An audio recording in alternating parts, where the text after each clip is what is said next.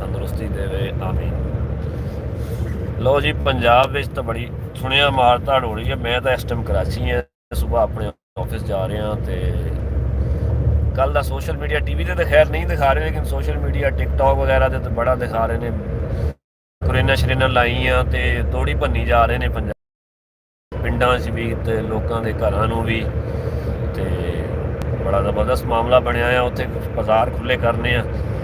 ਇਹਨਾਂ ਨੂੰ ਕੋਈ ਪੁੱਛੇ ਕਿ ਭਾਈ ਤੁਸੀਂ 20-25 ਸਾਲ ਤੁਹਾਡੀ ਹਕੂਮਤ ਹੈ, ਉਦੋਂ ਬਾਜ਼ਾਰ ਖੁੱਲ੍ਹੇ ਨਹੀਂ ਕੀਤੇ, ਉਦੋਂ ਤੁਸੀਂ ਸੁੱਤੇ ਪਏ ਸੀ, ਤੁਹਾਡੇ ਮਹਿਕਮੇ ਸੁੱਤੇ ਪਏ ਸੀ। ਜਦੋਂ ਹਰ ਚੀਜ਼ ਬਣ ਗਈ, ਬਣ ਜੁੜ ਗਈ, ਠੀਕ ਹੈ ਬਾਜ਼ਾਰਾਂ ਨੂੰ ਖੁੱਲ੍ਹਾ ਕਰੋ ਲੋਕ, ਲੇਕਿਨ ਲੋਕਾਂ ਦੇ ਘਰ ਤਾਂ ਨਾ ਤੋੜੋ।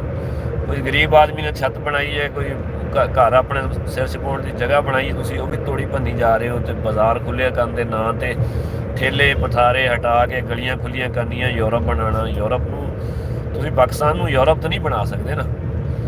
ਅਸਲ 'ਚ ਇੰਡੀਆ ਸਾਡੇ ਤੋਂ ਕਾਫੀ ਅੱਗੇ ਆ, ਅਮੀਰ ਵੀ ਆ ਪੈਸਿਆਂ 'ਚ ਵੀ, ਦੁਨੀਆ ਦੀ ਚੌਥੀ ਵੱਡੀ ਮਾਸ਼ੀ ਤਾਕਤ ਵੀ ਆ ਉਹ। ਤੇ ਇੰਡੀਆ ਵਿੱਚ ਵੀ ਇਹ ਕਲਚਰ ਹੈ। ਦਿੱਲੀ ਚਲੇ ਜਾਓ, ਕਲਕੱਤਾ ਚਲੇ ਜਾਓ, ਬੰਬਈ ਚਲੇ ਜਾਓ, ਤੁਸੀਂ ਠੇਲੇ ਪਥਾਰੇ ਵਾਲਾ ਕਲਚਰ ਇੰਡੀਆ 'ਚ ਹੈ। ਔਰ ਹਿੰਦੁਸਤਾਨ ਦਾ ਇਹ ਕਲਚਰ ਹੈ। ਅਸੀਂ ਵੀ ਉੱਥੋਂ ਹੀ ਆਏ ਨਾ, ਪਹਿਲੇ ਇਹ ਵੀ ਹਿੰਦੁਸਤਾਨ ਹੀ ਸੀ ਨਾ ਮੁਤਹਿਦਾ, ਹੁਣ ਬਾਅਦ 'ਚ ਪਾਕਿਸਤਾਨ ਬਣਿਆ। ਤੇ ਪੰਜਾਬ 'ਚ ਵੀ ਇਹ ਕਲਚਰ ਹੈ, ਪਾਕਿਸਤਾਨ ਪੂਰੇ 'ਚ ਹੈ ਕਿ ਠੇਲੇ ਪਥਾਰੇ ਤੋਂ ਖਰੀਦਦਾਰੀ ਵੀ ਅਸੀਂ ਕਰਨੀ ਹੈ। ਜਿਹੜਾ ਦੁਕਾਨ ਨਹੀਂ ਬਣਾ ਸਕਦਾ ਉਹ ਆਪਣਾ ਪੱਕੀਆ ਲਾ ਲੈਂਦਾ ਜਾਂ ਪਥਾਰਾ ਬਣਾ ਲੈਂਦਾ ਅੱਗੇ, ਜਾਂ ਦੁਕਾਨ ਦੇ ਅੱਗੇ ਥੜੇ ਛੜੇ। ਠੀਕ ਹੈ ਬਾਜ਼ਾਰ ਖੁੱਲ੍ਹੇ ਕਰੋ, ਇੱਕ ਉਹਨਾਂ ਨੂੰ ਟਾਈਮ ਦਿਓ ਨਾ। ਕਿਸੇ ਦੀ ਜਗ੍ਹਾ 'ਤੇ 1 ਇੰਚ ਵੀ ਕਬਜ਼ਾ ਕਰਨਾ ਗੁਨਾਹ ਵੀ ਆ ਤੇ ਗਲਤ ਵੀ ਹੈ, ਕਾਨੂੰਨ ਜੁਰਮ ਵੀ ਆ। ਲੇਕਿਨ ਉਹਦਾ ਤਰੀਕਾਕਾਰ ਇਹ ਹੈ ਕਿ ਤੁਸੀਂ 25-30 ਸਾਲਾਂ ਦਾ ਗੰਦ ਇੱਕਦਮ ਤਾਂ ਨਹੀਂ ਸਾਫ਼ ਕਰ ਸਕਦੇ। ਤੁਸੀਂ ਇਹ ਲਿਆਓ ਬਲਡੋਜ਼ਰ ਪੁੱਟ ਕੇ ਸੁੱਟ ਦਿਓ, ਉਹਦੇ 'ਚ ਲੋਕ ਮੁਤਾਸਰ ਹੁੰਦੇ ਨੇ। ਅਗਰ ਕਿਸੇ ਨੇ ਸਮਝੋ ਮੈਂ ਕੋਈ ਚੀਜ਼ ਕਬਜ਼ਾ ਕੀਤੀ ਹੈ, ਮੈਂ ਵੇਚ ਕੇ ਅੱਗੇ ਚਲਾ ਗਿਆ, ਜਿਹਨੇ ਪੈਸੇ ਭਰੇ, ਜਿਹੜਾ ਹੁਣ ਬੈਠਾ ਪਰੇਸ਼ਾਨ ਤਾਂ ਉਹ ਹੋਏਗਾ ਨਾ, ਮੈਂ ਤਾਂ ਆਪਣੇ ਪੈਸੇ ਲੈ ਕੇ ਨਿਕਲ ਗਿਆ। ਤੇ ਇਸ ਤਰ੍ਹਾਂ ਕਰਕੇ ਜਿਨ੍ਹਾਂ ਲੋਕਾਂ ਨੇ ਕਬਜ਼ੇ ਕਰਕੇ ਜਗ੍ਹਾ ਦੇ ਵੇਚੀਆਂ ਬਣਵਾਈਆਂ, ਉਹ ਤਾਂ ਚਲੇ ਗਏ ਨੇ। ਤੇ ਰਗੜੇ 'ਚ ਕੌਣ ਆਇਆ? ਫਿਰ ਉਹੀ ਗਰੀਬ ਆਦਮੀ। ਅਗਰ ਉਹਦੇ ਕੋਲ ਇੰਨੇ ਪੈਸੇ ਹੁੰਦੇ ਤਾਂ ਉਹ ਕੋਈ ਜਾਇਜ਼ ਜਗ੍ਹਾ ਲੈ ਕੇ ਨਾ ਬਹਿ ਜਾਂਦਾ, ਜਾਂ ਕਿਸੇ ਸਹੀ ਜਗ੍ਹਾ 'ਤੇ ਨਾ ਬੈਠ ਜਾਂਦਾ। ਇੱਦਾਂ ਉਹ ਕੋਈ ਨਾਜਾਇਜ਼ ਕਬਜ਼ੇ ਵਾਲੀ ਜਗ੍ਹਾ ਖਰੀਦਦਾ ਹੀ ਕਿਉਂ? ਫਿਰ ਪਿੰਡਾਂ ਥਾਵਾਂ 'ਚ ਵਾਕਈ ਗਲੀਆਂ ਤੰਗ ਹੁੰਦੀਆਂ ਵਾ, ਰੋਡ ਸੀੜੀਆਂ ਬਾਹਰ ਕੱਢ ਲੈਂਦੇ ਆ। ਤੇ ਉਹਨਾਂ ਨੂੰ ਇੱਕ ਟਾਈਮ ਫਰੇਮ ਦੇਣਾ ਚਾਹੀਦਾ ਕਿ ਭਾਈ ਆ ਟਾਈਮ ਹੈ 15-20 ਦਿਨ ਹੈ, ਆਪਣੇ ਨੂੰ ਮਾਮਲਾਤ ਨੂੰ ਸੈਟਿੰਗ ਕਰ ਲਓ ਜਿੱਥੇ ਸੈਟਿੰਗ ਹੋ ਸਕਦੀ ਹੈ। ਉਹ ਜਿੱਥੇ ਦੇਖਣ ਕਿ ਬਿਲਕੁਲ ਹੀ ਗਰੀਬ ਹੈ, ਉਹਦੇ ਸਿਰ ਤੋਂ ਛੱਤ ਵੀ ਚੱਲ ਜਾਏਗੀ, ਤਾਂ ਉੱਥੇ ਕੰਪਰੋਮਾਈਜ਼ ਕੀਤਾ ਜਾ ਸਕਦਾ। ਜਿੱਦਾਂ ਪੂਰੇ ਮੁਲਕ 'ਚ ਬਹੁਤ ਸਾਰੀਆਂ ਬੁਰਾਈਆਂ 'ਤੇ ਕੰਪਰੋਮਾਈਜ਼ ਕਰ ਲੈਂਦੇ ਨੇ। ਬੈਂਕਾਂ 'ਚੋਂ ਕਰਜ਼ੇ ਲੈ ਕੇ ਖਾ ਜਾਂਦੇ ਨੇ ਸਿਆਸਤਦਾਨ, ਕਰਜ਼ੇ ਮਾਫ ਕਰਾ ਲੈਂਦੇ ਨੇ। ਸ਼ੁਰੂ ਤੋਂ ਲੈ ਕੇ ਹੁਣ ਤੱਕ ਜਿਹੜਾ ਖਾਨਦਾਨ ਗੌਰਮੈਂਟ 'ਚ ਆ, ਇਹਨਾਂ ਨੇ ਵੀ ਬੜੇ ਕਰਜ਼ੇ ਮਾਫ ਕਰਾਏ ਹੋਣੇ ਆ। ਤੇ ਇਹ ਕੋਈ ਨੂਨ ਲੀਗ ਵਾਸਤੇ ਅੱਛਾ ਸ਼ਗੂਨ ਨਹੀਂ ਹੈ। ਲੋਕ ਤਾਂ ਸਮਝਦੇ ਸੀ ਨਵਾਜ਼ ਸ਼ਰੀਫ ਆਏਗਾ, ਮਰੀਮ ਨਵਾਜ਼ ਆਏਗੀ, ਕੋਈ ਅੱਛਾ ਕੰਮ ਕਰੇਗੀ। ਜਿੱਥੇ ਉਹ 20 ਅੱਛੇ ਕੰਮ ਕਰ ਰਹੇ ਨੇ ਤੇ ਇੱਕ ਆ ਜਿਹੜਾ ਬੁਰਾ ਕੰਮ ਆ ਨਾ, ਤੇ ਇਹ ਬੁਰਾ ਕੰਮ ਸਾਰਿਆਂ ਨੂੰ ਨਜ਼ਰ ਆਉਣਾ, ਤੇ ਜਿਹੜੇ 20 ਅੱਛੇ ਕੰਮ ਹੈ ਉਹ ਛੁਪ ਜਾਣੇ ਨੇ। ਤੇ ਇਸ ਕਰਕੇ ਤੇ ਜਿਹੜੇ 20 ਅੱਛੇ ਕੰਮ ਹੈ ਨਾ ਉਹ ਛੁਪ ਜਾਣੇ। ਉਹ ਇੱਕ ਅਫਰੀਕੀ ਕਹਾਵਤ ਹੈ ਕਿ ਬਘਿਆੜ ਹੁੰਦਾ ਨਾ, ਉਰਦੂ 'ਚ ਤਾਂ ਭੇੜੀਆ ਕਹਿੰਦੇ, ਲੇਕਿਨ ਪੰਜਾਬੀ 'ਚ ਬਘਿਆੜ ਕਹਿੰਦੇ। ਬਘਿਆੜ ਨੂੰ ਅਗਰ ਜੱਜ ਬਣਾ ਦਿੱਤਾ ਜਾਵੇ ਨਾ, ਤਾਂ ਜਿਹੜੇ ਭੇਡਾਂ ਬੱਕਰੀਆਂ ਦੇ ਕੋਈ ਹਕੂਕ ਨਹੀਂ ਹੁੰਦੇ। ਪਾਕਿਸਤਾਨੀ ਅਵਾਮ ਹੈ ਭੇਡ ਬੱਕਰੀਆਂ। ਤੇ ਹੁਣ ਜੱਜ ਬਘਿਆੜ ਬਣ ਕੇ ਬਹਿ ਗਿਆ, ਬਘਿਆੜ ਨੂੰ ਅਗਰ ਜੱਜ ਬਣਾ ਦਿੱਤਾ ਗਿਆ ਤਾਂ ਭੇਡ ਬੱਕਰੀ ਦਾ ਤਾਂ ਕੋਈ ਹਕੂਕ ਨਹੀਂ ਹੈ। ਬਾਈ ਤੋਂ ਤੁਸੀਂ ਸਮਝ ਸਕਦੇ ਹੋ। ਉਹ ਉਹਨਾਂ ਦਾ ਪੀਪਾ ਐਕਟ ਲੱਗਾ ਹੈ, ਇਹ ਤੋਂ ਮਜ਼ੀਦ ਬਹੁਤ ਜ਼ਿਆਦਾ ਬੋਲ ਨਹੀਂ ਸਕਦੇ। ਲੇਕਿਨ ਕੱਲ ਇੱਕ ਹੋਰ ਤਸਵੀਰ ਵੀ ਸੋਸ਼ਲ ਮੀਡੀਆ 'ਤੇ ਬੜੀ ਵਾਇਰਲ ਹੋਈ ਸੀ। ਉਹ ਇੱਕ AC ਸਾਹਿਬ ਸੀ, ਗੱਡੀਆਂ ਦੀਆਂ ਹਵਾ ਕੱਢ ਰਿਹਾ ਸੀ, ਪਤਾ ਨਹੀਂ ਬਹਾਵਲਪੁਰ ਦਾ ਸੀ ਜਾਂ ਰਹੀਮ ਯਾਰ ਖਾਨ ਦਾ ਸੀ। ਟੀਵੀ 'ਤੇ ਤਾਂ ਸ਼ਾਇਦ ਬੰਦਸ਼ ਦੀ ਵਜ੍ਹਾ ਤੋਂ ਨਹੀਂ ਆ ਰਿਹਾ, ਲੇਕਿਨ ਉਹ ਉੱਥੇ ਸੋਸ਼ਲ ਮੀਡੀਆ 'ਤੇ ਤਾਂ ਚੱਲ ਰਿਹਾ। ਤੋ ਹਵਾ ਕੱਢ ਰਿਹਾ ਸੀ ਗੱਡੀਆਂ ਦੇ, ਪੰਚਰ ਕਰ ਰਹੇ ਸੀ ਟਾਇਰਾਂ ਦੇ। ਉਹ ਵੀਡੀਓ ਮੇਰੇ ਕੋਲ ਵੀ ਹੈ। ਤੇ ਇਹ ਕਾਹਦਾ ਕਲਚਰ ਹੈ? ਇਸ ਬੰਦੇ ਨੂੰ ਆਵਾਮ ਦੇ ਪੈਸਿਆਂ, ਜਿਹੜਾ ਆਮ ਆਦਮੀ ਗਰੀਬ ਆਦਮੀ ਟੈਕਸ ਦਿੰਦਾ, ਉਹਦੇ ਪੈਸਿਆਂ ਨੂੰ ਤਨਖਾਹ ਮਿਲਦੀ ਹੈ, ਉਹਦੇ ਪੈਸੇ ਨਾਲ ਉਹਨੂੰ ਗੱਡੀ ਮਿਲਦੀ ਹੈ, ਉਹਦੇ ਪੈਸੇ ਨਾਲ ਹੀ ਉਹਦੀ ਅਫਸਰੀ ਹੈ, ਨਾਲ 4 ਨੌਕਰ ਵੀ ਮਿਲਦੇ ਆ। ਤੇ ਅਸਲ 'ਚ ਬਣਾਏ ਆ ਅੰਗਰੇਜ਼ ਦਾ ਕਾਨੂੰਨ ਆ। ਅੰਗਰੇਜ਼ ਨੇ ਤਾਂ ਉਦੋਂ ਇਸ ਲਈ ਬਣਾਇਆ ਸੀ ਕਿ ਉਹਨੇ ਹਿੰਦੁਸਤਾਨੀ ਕਾਲੇ ਸੀ, ਉਹ ਗੋਰਾ ਸੀ, ਉਹ ਬਾਦਸ਼ਾਹ ਸੀ, ਉਹਨੇ ਹਕੂਮਤ ਕਰਨੀ ਸੀ, ਤਾਂ ਸਿਸਟਮ ਐਸਾ ਬਣਾ ਗਿਆ ਸੀ। ਪਾਕਿਸਤਾਨ ਬਣੇ 76 ਸਾਲ ਹੋ ਗਏ, ਇਹਨੂੰ ਕਮ ਅਜ਼ ਕਮ ਇਸ ਸਿਸਟਮ ਨੂੰ ਤਾਂ ਤਬਦੀਲ ਕਰ ਲੈਣ ਸਿਆਸਤਦਾਨ। ਲੇਕਿਨ ਨਹੀਂ, ਇਹਨਾਂ ਨੇ ਹਕੂਮਤ ਤਾਂ ਉਸ ਤਰੀਕੇ ਨਾਲ ਹੀ ਕਰਨੀ ਹੈ ਨਾ।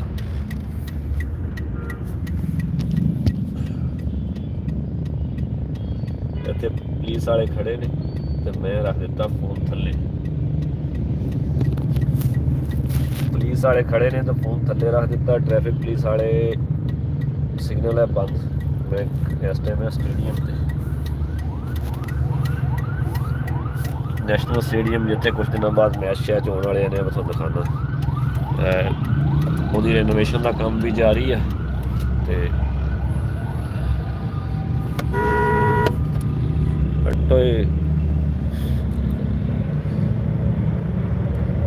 ਇਸ ਤਰ੍ਹਾਂ ਕੋਈ ਨੂਨ ਲੀਗ ਦਾ ਫਾਇਦਾ ਨਹੀਂ ਹੋ ਰਿਹਾ ਪੰਜਾਬ 'ਚ। ਵੈਸੇ ਅਗਰ 500 ਲੋਕ ਮੁਖਾਲਫ ਸੀ ਤਾਂ ਹੁਣ ਤਕਰੀਬਨ ਮਜ਼ੀਦ ਉਹਦੇ 'ਚ ਇਜ਼ਾਫਾ ਹੀ ਹੋਇਆ ਮੁਖਾਲਫਤ 'ਚ।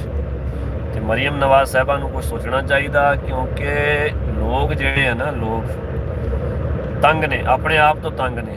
ਇਹ ਜਿਹੜਾ 60% ਤਬਕਾ ਨਾ ਪਾਕਿਸਤਾਨ ਦਾ 60% ਤਬਕਾ, 20% ਤੋਂ ਹੋ ਗਈ ਉੱਪਰ ਵਾਲੀ ਕਲਾਸ, ਜਿਹੜੇ ਜੇ ਐਲੀਟ ਕਲਾਸ ਕਹਿਲਾਉਂਦੇ ਨੇ। ਇਹਨਾਂ 'ਚ ਸਿਆਸਤਦਾਨ ਵੀ ਆ ਜਾਂਦੇ ਨੇ, ਵੱਡੇ ਜਾਗੀਰਦਾਰ ਵੀ ਆ ਜਾਂਦੇ ਨੇ, ਜਾਂ ਉਹ ਲੋਕ ਆ ਜਾਂਦੇ ਨੇ ਜਿਹੜੇ ਗੌਰਮੈਂਟ 'ਚ ਹਮੇਸ਼ਾ ਤੋਂ ਰਹੇ ਨੇ 50 ਸਾਲ ਤੋਂ, ਜਿਨ੍ਹਾਂ ਦੀ ਦਾਦਿਆਂ ਨੇ ਵੀ ਹਕੂਮਤ ਕੀਤੀ ਤੇ ਪਿਓਆਂ ਨੇ ਵੀ ਹਕੂਮਤ ਕੀਤੀ, ਤਾਂ ਕਿ ਔਲਾਦ ਵੀ ਪਾਕਿਸਤਾਨੀਆਂ 'ਤੇ ਚੜ੍ਹੀ ਹੈ। ਤੇ ਉਹ 20% ਤਬਕਾ ਬਿਜ਼ਨਸਮੈਨ ਹੈ, ਉਹ ਵਿਚਾਰੇ ਛੱਡ ਕੇ ਜਾ ਰਹੇ ਨੇ। ਉਹਨਾਂ ਦੀ ਦਾਲ ਵੀ ਨਹੀਂ ਗਲ ਰਹੀ, ਉਹਨਾਂ ਨੂੰ ਵੀ ਪਾਕਿਸਤਾਨ 'ਚ ਕੁਛ ਨਹੀਂ ਲੱਭ ਰਿਹਾ, ਤਾਂ ਉਹ ਆਪਣਾ ਪੈਸਾ ਸਮੇਟ ਕੇ ਬਾਹਰ ਜਾਈ ਜਾਣ ਰਹੇ ਨੇ। ਬਾਕੀ ਜਿਹੜਾ ਬਚਦਾ 60% ਤਬਕਾ, ਉਹਦੇ 'ਚ ਸਾਰੇ ਲੋਕ ਸ਼ਾਮਲ ਆ, ਮੈਂ ਵੀ ਸ਼ਾਮਲ ਹਾਂ, ਆਮ ਲੋਕ ਵੀ ਸ਼ਾਮਲ ਆ, ਤਨਖਾਹਦਾਰ ਤਬਕਾ ਵੀ ਸ਼ਾਮਲ ਆ, ਉਹਦੇ 'ਚ ਫੋਰਸਿਸ ਦੇ ਲੋਕ ਵੀ ਸ਼ਾਮਲ ਆ। ਜਿਹੜੇ ਤਨਖਾਹਦਾਰ ਤਬਕਾ, ਟੈਕਸ ਸਾਡਾ ਕੱਟ ਕੇ, ਟੈਕਸ ਸਾਡਾ ਲੈ ਕੇ, ਸਾਡੇ ਟੈਕਸ ਦੇ ਪੈਸਿਆਂ 'ਤੇ ਅਯਾਸ਼ੀ ਕਰਕੇ ਤੇ ਜੁੱਤੀਆਂ ਵੀ ਆਵਾਮ ਨੂੰ ਹੀ ਮਾਰਨੀਆਂ, ਇਹ ਕਾਹਦਾ ਇਨਸਾਫ ਹੈ?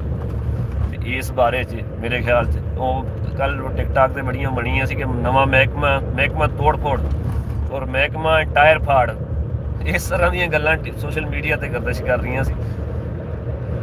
ਤੇ ਇਹਨਾਂ ਨੂੰ ਕੁਛ ਦੇਖਭਾਲ ਕੇ ਚੱਲਣਾ ਚਾਹੀਦਾ। ਆਵਾਮ ਵੈਸੇ ਹੀ ਤੰਗ ਆ, ਆਵਾਮ ਰੋਟੀ ਤੋਂ ਤੰਗ ਆ। 2 ਸਾਲ ਤੋਂ ਆਪਦੇ ਕੱਪੜੇ ਲਾ ਲਿਆ, ਸਿਰਫ ਕੱਛਾ ਬਚਿਆ ਜਿਸਮ ਤੇ, ਉਹ ਉਹਨਾਂ ਨੇ ਕੱਛਾ ਵੀ ਕਿਹਾ ਧਿਆਨ ਕਰਨ ਕਿ ਉਹ ਨਾ ਲਿਥ ਜਾਵੇ।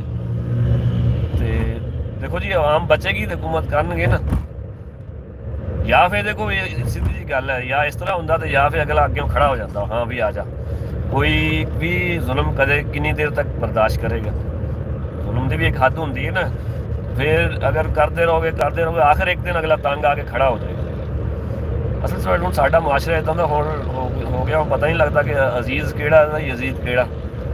ਬਹਰਹਾਲ ਇਹ ਗੱਲ ਸੀ, ਮੈਂ ਕਿਹਾ ਤੁਹਾਡੇ ਨਾਲ ਗੱਲ ਸ਼ੇਅਰ ਕਰਾਂ, ਬਾਤ ਦਾ ਬਹਾਨਾ ਵੀ ਬਣ ਜਾਵੇ। ਲੇਕਿਨ ਪੰਜਾਬ 'ਚ ਵੀ ਤੋੜ ਫੋੜ ਆ, ਇਹ ਸਾਡਾ ਕਲਚਰ ਹੈ, ਇਹ ਬਦਲ ਨਹੀਂ ਸਕਦਾ। ਇਹ ਸ਼ੁਰੂ ਤੋਂ ਹੈ, ਰੇਹੜੀ ਬਾਨ ਦਾ, ਠੇਲੇ ਵਾਲੇ ਨੇ ਫਰੂਟ ਦਾ, ਇਹ ਸਾਡਾ ਹੁਸਨ ਵੀ ਹੈ ਪੰਜਾਬ ਦੇ ਬਾਜ਼ਾਰਾਂ ਦਾ, ਤੇ ਕਲਚਰ ਵੀ ਹੈ। ਤੁਸੀਂ ਚਾਹੋਗੇ ਰਾਤ ਨੂੰ ਇੱਕ ਜਾਦੂ ਦੀ ਛੜੀ ਘੁਮਾਓ ਤੇ ਇਹਨੂੰ ਯੂਰਪ ਬਣਾ ਦਿਓ, ਤਾਂ ਨਹੀਂ ਬਣ ਸਕਦਾ।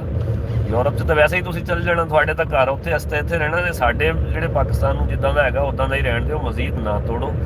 ਬਣਾਉਣਾ ਤਾਂ ਕੀ ਹੈ, ਤੋੜ ਕੇ ਰੱਖ ਦਿੱਤਾ ਹੈ। ਉਹ ਬਾਕੀ ਜਿਹੜੇ ਮਨਸੂਬੇ ਉਹ ਹਜੇ ਕਾਗਜ਼ਾਂ 'ਚ, ਹਵਾਵਾਂ 'ਚ। ਦੇਖੋ 10 ਮਨਸੂਬੇ ਅੱਛੇ ਵੀ ਮਰੀਮ ਨੇ ਉਹਨੇ ਪੇਸ਼ ਕੀਤੇ ਹੋਣਗੇ, ਲੇਕਿਨ ਉਹ ਤਾਂ ਸਾਰੇ ਤੇ ਮਿੱਟੀ ਫੇਰ ਗਿਆ ਹੈ। ਤੇ ਬਾਕੀ ਨੂਨ ਲੀਗ 'ਚ बड़े समझदार लोग आ, अरस्तू है, बड़े काबल लोग आ, साइंसदान लोग हैं, वो समझ सकते हैं कि की हो रहा, तो उन्होंने देखना चाहिए। बाकी अल्लाह ताला खैर करे, साढ़े पंजाब की भी, साढ़े पाकिस्तान की भी। पाकिस्तान जिंदाबाद।